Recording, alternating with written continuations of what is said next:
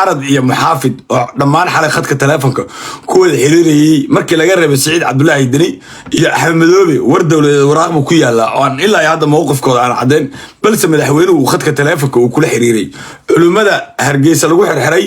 markii laga tago culimadii kale ee Soomaaliyeed oo si cad arintan diinta islaamka iyo qarannimada ummadda Soomaaliyeed gafka ka hor yimi shacabka reer Boorame oo cadeeyay mowqifkooda ay ka taagan yihiin arintan oo ay gaf iyo ceeb ku tahay qarannimada ummadda Soomaaliyeed qodobadaas oo dhan iyo fariin aan u dirayo hadda kadib inaysan jiri doonin janno dambe oo laga soo raadiyo shacabka koonfur degan ama magaalada Muqdisho ragii uu cisaaq ugu waaweynaa ee duurka Jamaame ay ku jiray oo aan caaw fariin halkan uga diri doono iyaga lafkooda iyo shacabka reer Hargeysa oo hadii ay naceen gabdhaha qurquruxda badan reer Hargeysa rag Soomaaliya u jooga inay gabdhaha uga tagaan way oo iyagu ay yahuud ftooda ka iibiyaan oo yahuud ay raacaan qodobadaas oo dhan inta aan idin qaada dhigin qodobkayga ugu horeeyo waxa weeye madaxweynaha jamhuuriyadda federaalka Soomaaliya oo khadka taleefanka kula xiriiray dhammaan samata bixintii oo ay si wada jir ugu taageereen madaxweynaha in meel laga wada istaago arintan oo qarannimada ummadda Soomaaliyeed gaf ku ah waxaan ay tahay wax aan la qarin karin dadka wada xiriiray waxa kamid Saciid Cabdullaahi Deni iyo Axmed Madoobe oo ku fadhiya masiirka Daarood reerka Daarood la dhaw daawanaysan 9 gool ba Soomaaliya ka degantii anu Daarood ay ka cooy Daarood saayeelo Daarood aqli yeesho Daarood waa midna ida dhihimay laakiin waxa ila leeyahay Soomaali waxay idin ku eegaysaa Saciid Cabdullaahi Deni iyo Axmed Madoobe inaad arintaas gacanta ka qabataan maanta waa tolkiin waa u sheegi kartaan iyaga xamrada ka jecel madaxweynaha Soomaaliya khadka taleefanka ay kula hadleen laakiin luga jeceli lagta jeceli imaaraad jeceli Soomaaliya ila kala gooyay jeceli xamar inaan aadnana jecelni Soomaaliya jeceli taas wax la iska yeeray ma haddaba dadka beeshada la hadlayo si cad in labada mujrim anigu awalba meel ba iska dhigay qofka bilaadanka maalin wuxuu yiri waan yasay hadduu cad carada kaaga dhaco ama saciidoobo aqlinimo ku weeyahay ma cuna calafka qaarkiisa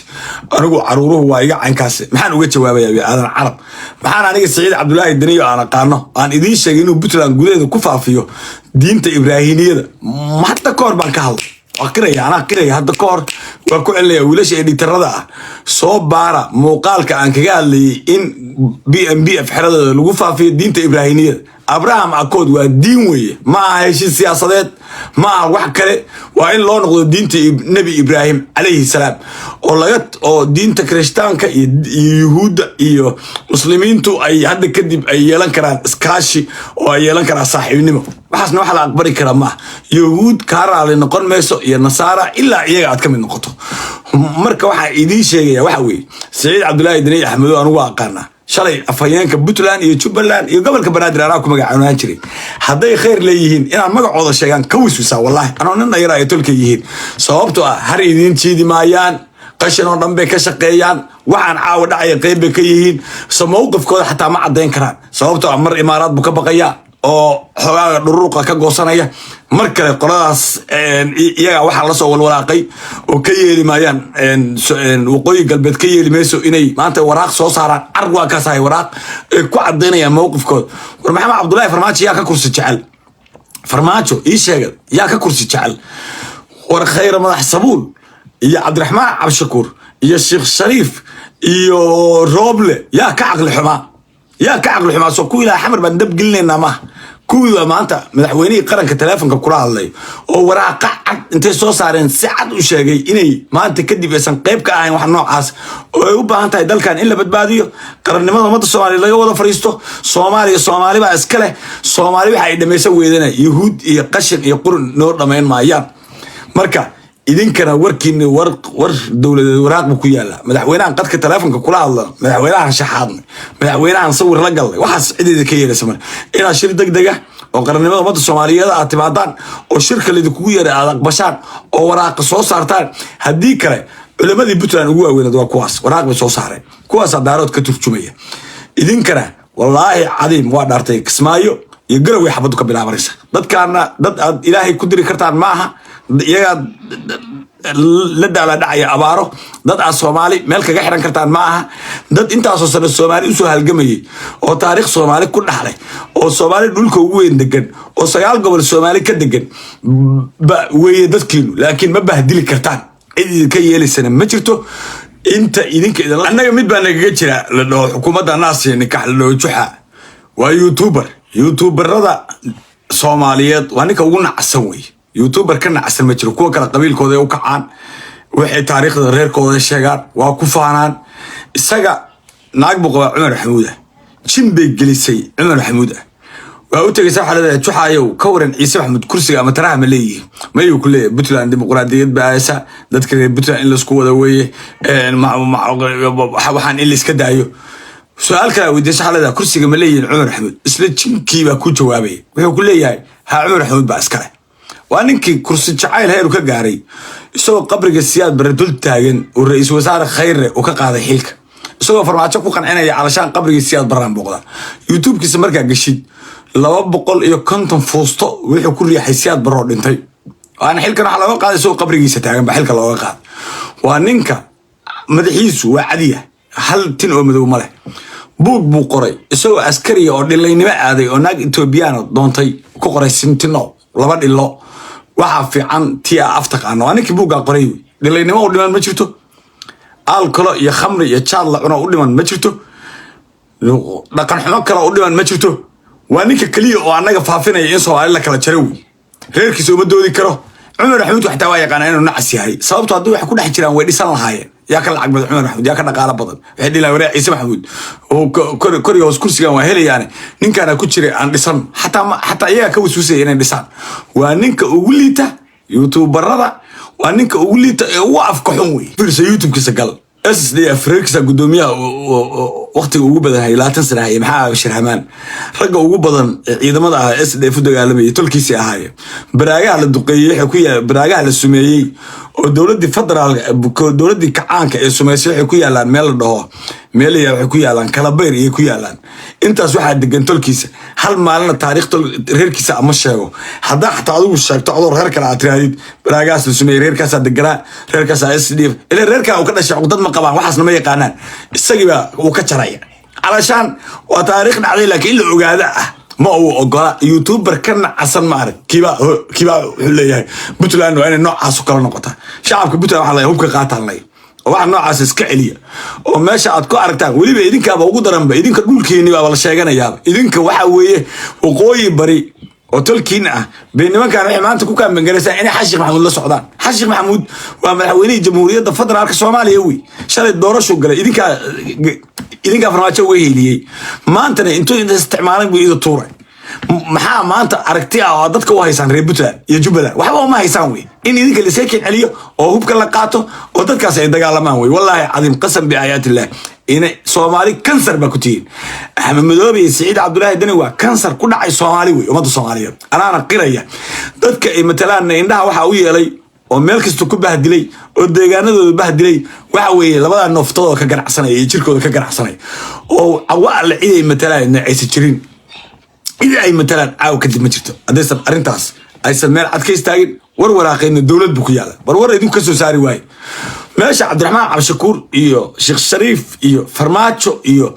ay ka aamusi waayeen baartaana labadina ka aamustaan oo laga jecel lugta jecel hadii la idinka yeelana ay dhalay waan halkan baa ku dirayaa madaxweynaha dawladda federaalka Soomaaliya oo aan seexan ilaa ay xalay ilaa ay hadda khadka telefoonka mucaarad muxaafid cid kasta ee weerarsan ku xireen arintan madaxweynaha Soomaaliya waxay ku noqotay waxa la dhayeysan karin dalalka Soomaaliya interestiga ka hadhiin China hadhiin Mareykan hadhiin cid kasta hadhiin African Union hadhiin United Nations hadhiin qaramada midoobay hadhiin cid kasta oo Soomaaliya interest kale xalay ninkaas waa wacay mucaaradkii oo dhan buu wacay Saciid Cabdullaahi Dani iyo Axmedow telefoon ka qaban jireen beedantu waxa ku kaliftay arintan darteed inuu intuu waco oo shir isugu yeero bal ha imaan waayaan shirkaas kuwa mucaaradka ah oo kale iyagu waran yihiin caawa waxa la leeyahay gobonimo muujisan si gobonimo leh aad arintan mowqifkeena u cadeysan bal caawa hadaan anigu daalimahay waxa ka sheeg caawa hadaan daalimahay ma farmaajo wax ka sheego oo Sheekh Shariif wax ka sheego oo Cabdiraxmaan Cabshakuur wax ka sheego oo Khayre wax ka sheego oo Rooble Wardi wax ka sheego kulligeen caawa waxa la leeyahay inta saacatiin حتى قشبع السنة مركز أساس كلتي وما تصل على تغييرات كيليسان waxaa dadka u muuqanaya inaad tihiin niman mucaarada oo dalkan badbaadinaya magaca samata bixin xataa magaca sax oo idiin noqonaya tolka waa taageero ka helaysaa waxaad helaysaa dad aragti Soomaaliyeed kugu difaacaad helaysaa waxaad helaysaa rag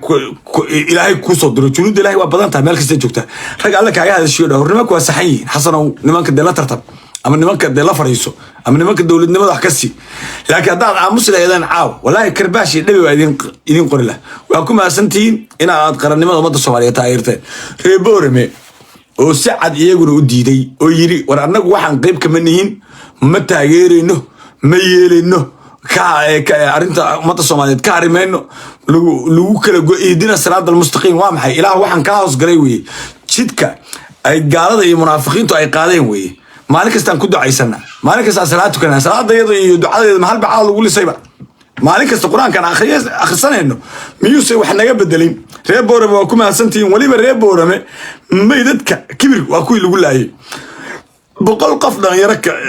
ka gaaraysa oo gabdho iyo wiilal leh baab bil ka hor laga dilay markaas waxay rabaan aqal xumada isaaqa ku jirta inay hadda la dabaaldegaan oo ay kula dabaaldegaan yahuud kula dabaaldegaan oo ay kula dabaaldegaan gaalnimada kula dabaaldegaan oo ay diintan ibraahimnimada la qaataan oo ay la noqdaan samaroon ex muslim ee samaroon meesha wax baran baa u qabtaan dhalinyarada reer boorame oo aan afkooda ku hadlo oo qarannimada ummadda Soomaaliyeed difaacay waxa ay leeyahay Soomaali beerkeeda ka ogsoon hooyadii aqoonta Soomaaliyeed baa tiin hooyga aqoonta Soomaaliyeed baa tiin in maanta Soomaaliland way eegaysa mid ugu jira samaroona oo nacasa oo aqli ciyaal ah aqli jibiye ku jiro oo iska dabaaldegaya oo jin isaaq jacayl ku jiro waa jira mid samaroona salaydiin qaban maayo in boorame ay cod dheer ku cadeysay ee dhalinyarada soo baxeen oo taaladooda soo istaageen ee cadeeyeen waxaan ay qayb ka ahayn ma waxay tahay wax la siisan kara aysan jirin Soomaali fariintiin ana gaarsiinaya guuleysta aad leeyahay waligiin sida qarannimada ummadda Soomaaliyeed u difaac haddii ay arintaas ku sii socoto Soomaaliya waxay idin soo gaaraya gurmad Soomaaliya idin soo gaaraya hubba idin soo gaaraya rasaas baa idin soo gaaraysa aad isaga celisaan waxaas isaaq iyo Soomaali diidka fariin waxa idin diraya idinka ciise buug buu soo bandhigtay ciise waa walaalka waa kula nool yahay yaan ciise lagu mashquulin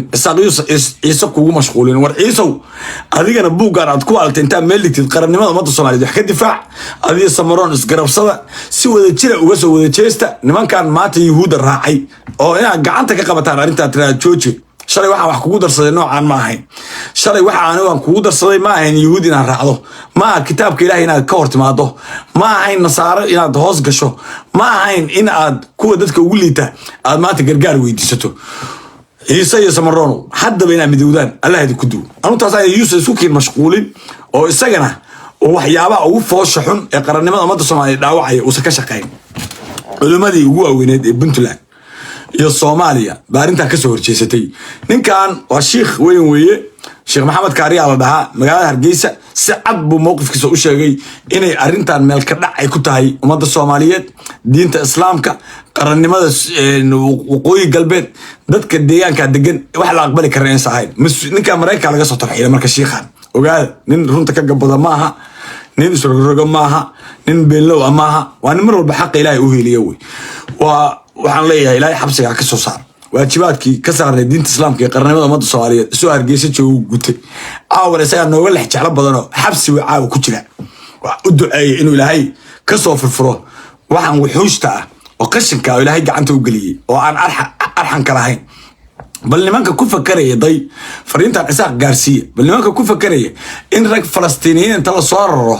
oo la soo dajiyo berbera oo ay diinta ibraahimiyada iyaguna qayb ka noqdaan waaya ragga Falastiin markay ay yimaadaan oo ay berbera soo dagaan ilaa naagama wataan waa nin askari oo la soo raray waa nin laga soo saaray jihaad uu ku jiray 10 sano naag ma arag soo qamaam ah magaalada baladka gali maayo gabdhihii qurquruxda badnaa ee carafta isxaaq ninkii soo guursaday baa yaqaan unsigooda iyo caraftooda iyo sharaftooda iyo cisadooda iyo karaamadooda iyo hal adeegooda iyo dhabar adeegooda ninkii la xiiday baa yaqaana soo gabdhaha shukaansan maayaan oo hadhow gabdhahaas idinkana ila marqaan baa idin dilay oo adiga jaadka dul fadhiye xagee gabadhii ku ogta soo gabadhii ku daba mari maayo oo gabdhii ka qaadi maayo waxa sartaa kaaga aamusno waxa uu qabtaa inaa cadow kugu naana ku hiileena oo kulena wariyaan gabdhaha laga furan wariyaan nimankan inta lagu keeno Falastiin ay sameeyaan degin oo gabdho guursan ee caruur ku dhalalin ee Falastiin halka ku tarmin oo adigana aan saxda wasi dabar go'aysaa هذا جورك كوير يا أفرتنشر كوجور سليس هذا هل حبك بدل هذا جورسن كريم ما halka qeyrka afar iyo wiilka yar xamar jooga iyo garow iyo boosaaso jooga iyo galmudug iyo hirshabeel afar naagood buu qabaa adigana hal xabad la daala dhacaysa xabadii baa Allah ku guursanaysa mariyaan gabdhaha laga qaad gabdho sharaf leh oo qurqurux badan oo caraf badan oo cisale baa Ilaahay ku siiyay alxamdulillaah rabbil caalamiin oo dad gabdhaha rabin anaga nagu soo wareeji anaga ku darsanayna wiilal jareera iyo wiilal mandhibaana iyo wiilal awiya iyo wiilal daarooda iyo wiilal biyamaal ah wiilal Soomaaliyeed dhan wiilal raxweena digri mirifle anaga iyo wiilal samaroona wiilal Soomaaliyeed dhan anaga gabdhaha u qaybsanayna hada gabdhaha ugu rabin nagu soo wareeji aan fariinteeda u dambayso u diray waxaad maqashaa maalin kaste xamar waxa jooga ajaanib baa timi Amazon baa timi dalkii Amazon baa qabsatay maalin kasta maqashaa sax wiil yar haweena wiil yar hawiya wiil yar kale Soomaaliyeed hatta daarad ha noqdo oo maalin kasta inta qarax lagu xiro oo loo soo diro xamar janna taala xamar janna dambe ma taalo wiilow muuqaalka waa daawanaysa anu dadku waxa qarqariyay ma xamar janna dambe oo kaaga horeysa maray amiirkaagu waa isaaq abwaan nageey waa kaasa nageey abwaanka dhan ee gubaabada qaabilsan isaaq weey abwaan gamadiid baa la ninkan waa isaaq kan kale sheekhan kale isaguna waa isaaq iyo amiirkiina dhanba waa nin isaaq ah shaydaan cali dheere iyo kuwan hawiyaha iyo sixran oo faraha laga hayo oo kilibyada laga hayo oo muuqaalada laga hayo inta warkood iska deysaan wiilow yaan xamar dambe janna kaaga ma soo horeysa isku soo ceebeen hadaa janna rabto hargeysa taala meesha kuwana ka yimaadeen jannada haydinka xayaadeen u sheegayaan hadee run sheegayaan oo wixii intaas oo sanay shacabka xamar ku leenayeen ay tahay inay u hiilinayaan qarannimada ummadda Soomaaliyeed iyo diinta islaamka inay kuwan diin islaam wadin oo dhaqan islaam wadin oo aysan intaas beeygu duulaan ku yihiin waxa ku cadeena sida ay arintan uga falceliyaan arintan way ka aamusayaan uma jeedaan waa isboojeenayaan wiilal yar yar oo Soomaaliyeed inay khaldaan oo ay qarannimada ummadda Soomaaliyeed ka hor keenaan birabaan oday kasto wiil kaga jiro oo degan koonfur ama raxween ha noqdo ama ha noqdo hawiya ha noqdo ama daarood ha noqdo wiilka kala soo bax nimankaan jannada ma wadaan ilaahayna ma yaqaanaan hargeysa ka yimaadeen xaafadahoodii baa khaniisnimo taala guriyahoodii baa sharmuutanimo dhan taal guriyahoodii baa ilaahay laga caasiyay xaafadahoodii baa wax walba oo xun ilaa yahuud laga taageeraya xaafadahooda jannada hageeyaan jannada dambe xamar taalana ma jirto jannada dambe oo aad ummadda Soomaaliyeed oo boosaaso taala oo garow taala ma jirto hadaad meel aasan janna taalo guriga amiirkiina aad hargeysu ilaa amiirkiinu ka yimi runta waxay idin sheegaa weeyeen maalin walba inta hooyo Soomaaliyeed dishaan baad ku marmarsataan Amazon baan u socon maalin walba soo gaalo ma raadinaysaan hargeyso dhan baa gaalowday orda hargeysa aad kala taga dadkan waa daaleen